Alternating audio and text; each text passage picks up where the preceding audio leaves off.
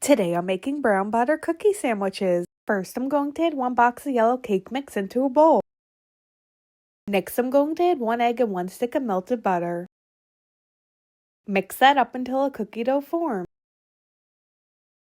Then using an ice cream scoop, I'm going to scoop out the cookie dough and place it in a bowl of powdered sugar, roll it in the powdered sugar and place it on the cookie sheet and repeat the process with the rest of the cookie dough and then bake this at 350 for 12 minutes. While the cookies are cooking, I'm going to make the frosting, so in a pot I have 1 stick of butter.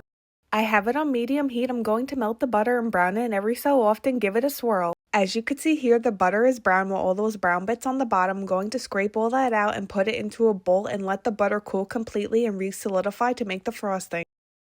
Once the butter has cooled off and re-solidified, I'm going to make the frosting. So next I'm going to add 1½ cups of powdered sugar.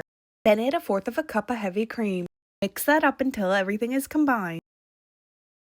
Now I have the cooled cookie and I put the brown butter frosting in a piping bag. I'm going to pipe a swirl on the cookie and then put another cookie on top. Then I'm just going to repeat that process with the rest of the cookies.